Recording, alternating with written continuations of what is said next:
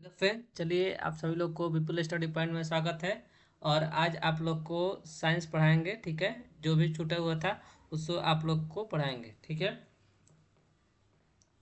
तो चलिए, और जिस ये जो लिखा है ना विपुल स्टडी क्लासेस, वो आप लोग का एक और बैच कमिंग सून में आने वाला है, बहुत जल्द आएगा, ठीक है। उम्मीद है कि मई तक आ जाएगा और आप लोग को उसमें रेगुलर क्लास करना होगा। भाई जिसका भी उसमें क्लास छूटेगा तो भाई हम डालने वाले हैं नहीं है पीडीएफ, एक बात समझ जाइए, ठीक है। तो गैप मत मारिएगा, अच्छे से पढ़ेगा। चलिए हम लोग आगे बढ़ते हैं। तो हम लोग कल क्या क्या पढ़ चुके थे? हम लोग कल नहीं, आज हम लोग चित्र बोर्ड पर, व्हाइट बोर्ड पर कल उस दिन समझाए थे। तो उस दिन क्या हुआ, लाइट नहीं, लाइट कट गया था, ठीक है। आप लोग को चित्र बना दिए थे, दिखाए थे क्या, क्लोरोफिल युक्त कोशिकाएं दर्शाते हुए किसी पत्ती का क्या है, काट का चित्र है। और ये क्या है, सूर्य का प्रकाश है। ये पत्ती नहीं, पत्तियों का क्या है, क्लोरोफिल है। इधर से क्या आ रहा है, सौर ऊर्जा। और इस पत्ती से क्या है, कार्बन डाइऑक्साइड और ऑक्सीजन, ठीक है। और ये सब क्या है, ये सब जड़ है।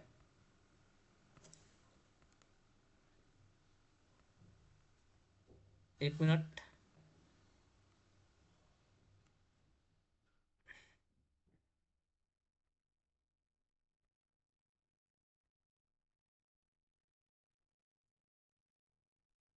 ये सब क्या है, ये क्या है, जड़ है।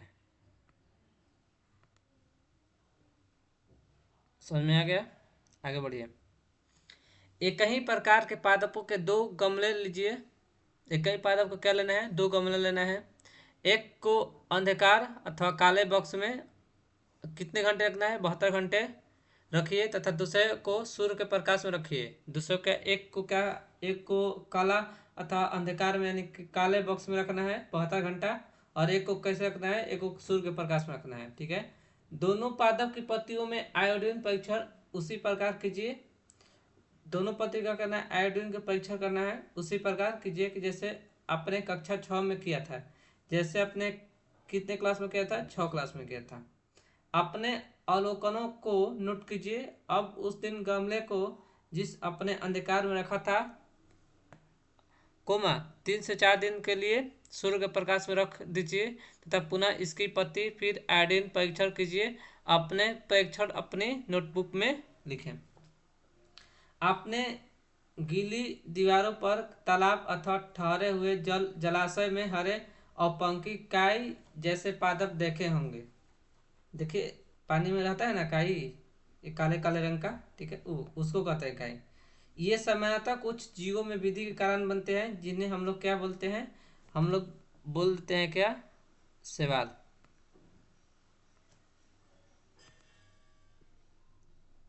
क्या बोल देते हैं, इसे ही हम लोग बोल देते हैं क्या, कलर कर दिया जाए ना, क्या बोला जाता है, सवाल। आगे बढ़िए। अब पादपों में कार्बन डाइऑक्साइड के अतिरिक्त अन्य खादों खादों का संश्लेषण। ये विभिन्न रंगों की पत्तियां हैं। इसमें भी देखो अलग अलग कलर है। इसमें ये भी अलग है कलर, इसका भी अलग कलर है, इसका भी अलग कलर है, और इसका भी अलग है, और ये भी क्या है, अलग है। क्या है, इस चित्र में विभिन्न रंग की पत्तियां हैं। समझ में आ गया? इरेज कर लेने दीजिए।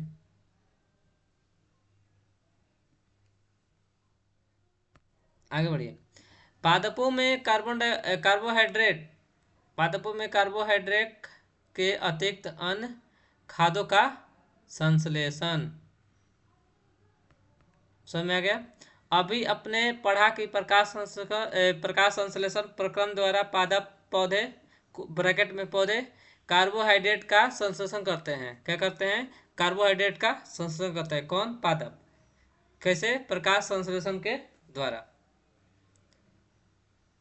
इनका उपयोग खाद के अन्य घटकों के संश्लेषण में होता है। इनका उपयोग खाद को जो अन्य घटक है उनमें भी होता है, प्रकाश संश्लेषण। परंतु प्रोटीन नाइट्रोजनी पदार्थ है। प्रोटीन क्या है, नाइट्रोजनी पदार्थ है।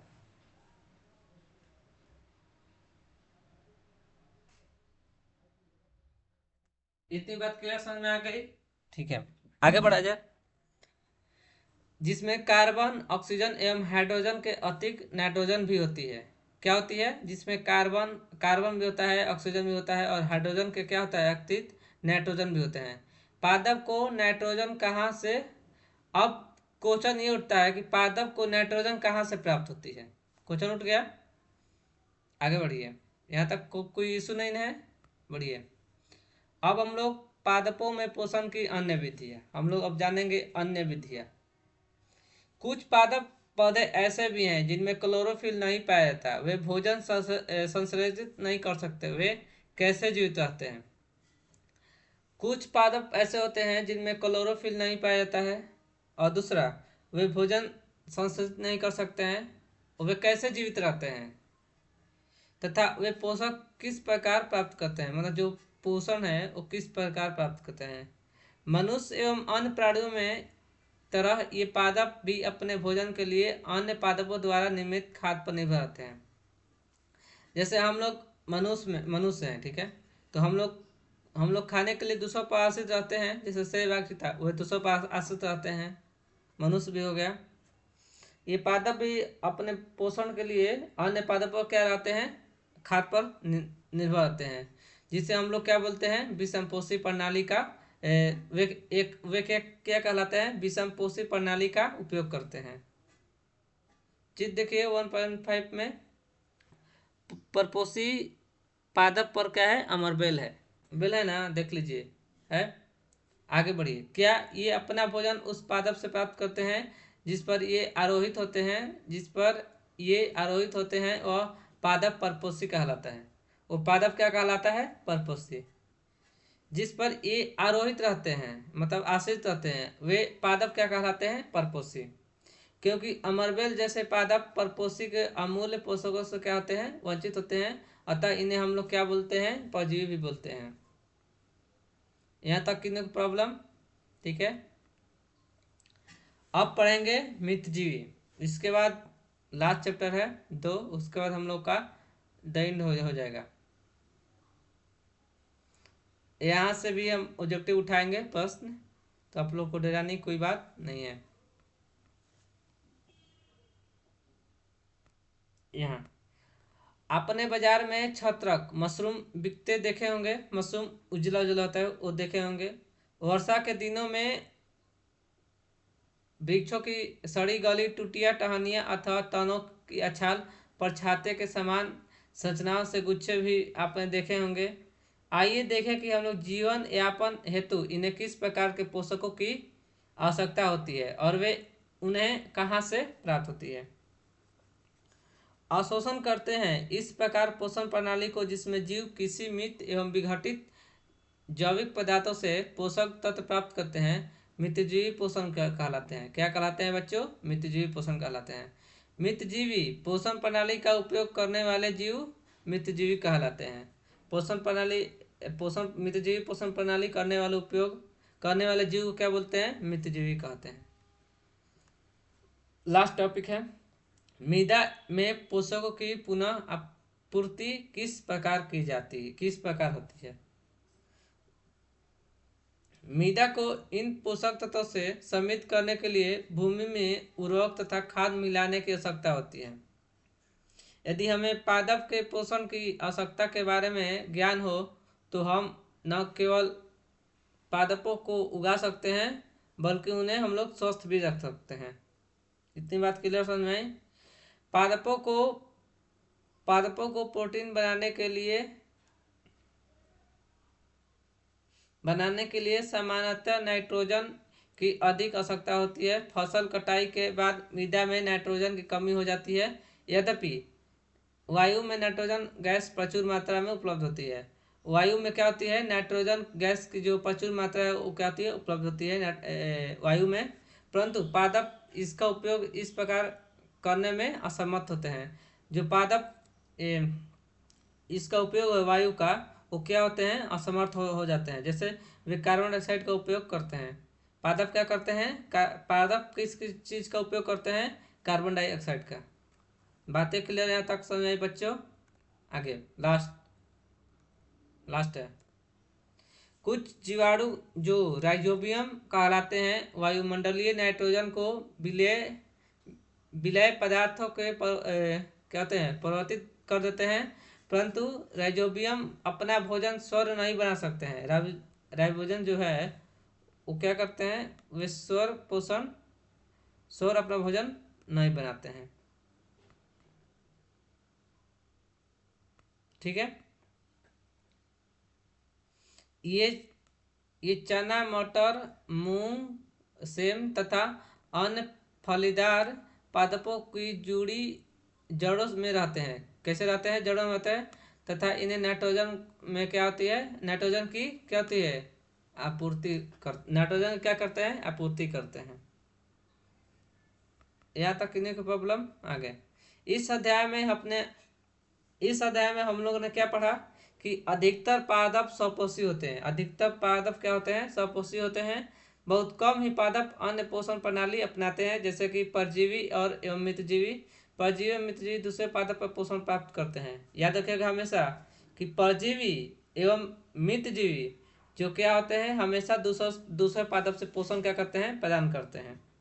सभी प्रणाली अपने भोजन के लिए पादप तथा अन्य प्राणियों पर निर्भर रहते हैं, अतः इन्हें विषम पोषी के रूप में सामूहिकृत किया गया है। क्या हम कह सकते हैं कि कीट, पक्षी, पौधे आंशिक क्या होती हैं, विषम पोषी होती हैं। यहाँ तक किन्हीं को प्रॉब्लम। और आज हम लोगों ने क्या क्या सीखा कि सभी जीवों को खाद्य की आवश्यकता होती है, जिसका उपयोग वे अपने वृद्धि, शरीर के रख रखाव के लिए तथा आवश्यक ऊर्जा प्राप्त के लिए क्या करते हैं, खाद्य पदार्थ की उन्हें आवश्यकता होती है। हरे पादप प्रकाश संश्लेषण प्रक्रम द्वारा अपना खाद्य स्वर क्या करते हैं, संश्लेषित करते हैं। कैसे, हरे पादप प्रकाश संश्लेषण प्रक्रम द्वारा। हरे पादप कार्बन डाइऑक्साइड, जल एवं खनिज जैसे सरल रासायनिक पदार्थों का उपयोग खाद्य संश्लेषण के लिए करते हैं। कार्बन डाइऑक्साइड, जल एवं खनिज जैसे सरल रासायनिक पदार्थ है, वो किस रूप में करते हैं, खाद्य संश्लेषण के रूप में करते हैं। प्रकाश संश्लेषण के लिए क्लोरोफिल एवं सूर्य का प्रकाश अनिवार्य रूप से क्या होना चाहिए, आवश्यक है। अनिवार्य रूप से क्या है, आवश्यक है। कार्बोहाइड्रेट जैसे जटिल रासायनिक पदार्थ प्रकाश संश्लेषण में उत्पाद है। प्रकाश संश्लेषण के प्रक्रम में क्लोरोफिल की सहायता से पत्तियों द्वारा सौर ऊर्जा का क्या कहते हैं, संचयन किया जाता है। प्रकाश संश्लेषण में ऑक्सीजन उत्पादित होती है। इस ऑक्सीजन का उपयोग सभी जीवों द्वारा उनकी उत्तरजीवी के लिए किया जाता है। कवक अपना भोजन मृत एवं अपघटित जैविक पदार्थ से प्राप्त करते हैं, वे मित्रजीवी कहलाते हैं। अमरबेल जैसे पादप क्या है, परजीवी है, वे परपोषी पादप से अपना भोजन क्या करते हैं, प्राप्त करते हैं। कुछ पादप एवं अन्य सभी जीव अपने पोषण हेतु दूसरे जीव पर निर्भर रहते हैं, अतः ये क्या क्या कहलाते हैं, विषमपोषी कहलाते हैं। और आप लोग को इतना समझा दिया गया है कि क्वेश्चन आप लोग को आते आते दूर हो जाएगा। तो क्या आप लोग को जो क्वेश्चन दिया जाएगा कि आप लोग को दूर कर सकते हैं, तो आप लोग का क्वेश्चन होगा, आप लोग का आंसर होगा बिल्कुल, क्योंकि आप लोग को इतना जड़ से मजबूत कर दिया गया है कि आप लोग कोई भी क्वेश्चन को दूर कर सकते हैं। तो यहाँ तक किन्हीं को प्रॉब्लम है,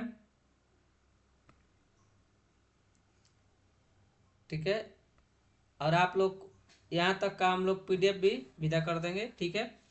तो इसकी बात आप लोग ध्यान में रखिएगा कि हम लोग देख लीजिए, हम जो बुक का उपयोग कर रहे थे वो NCERT से है। यहाँ तक देख लीजिए, ख़त्म कर दिए हैं। ख़त्म करने बाद जीवों की खाद्य की आवश्यकता क्या होती है, हम लोग शुरू में पढ़ चुके हैं। परजीवी और मित्रजीवी में स्पष्ट अंतर, इसमें एक अंतर बता देना है। अपनी पत्ती में मन परीक्षण करना है, कैसे करेंगे। हरे पादप में खास संश्लेषण प्रक्रम का संक्षिप्त विवरण दीजिए।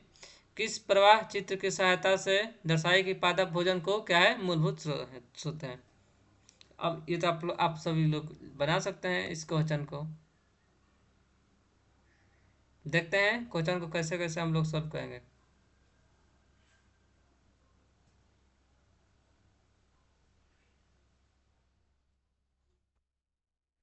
ये आप लोग ये तो मिलान कर सकते हैं। मंडे से आप लोग का क्वेश्चन बनना शुरू होगा। नहीं तो क्या करेंगे, नए चैप्टर का स्टार्ट कर देंगे। यहाँ तक किन्हीं को प्रॉब्लम?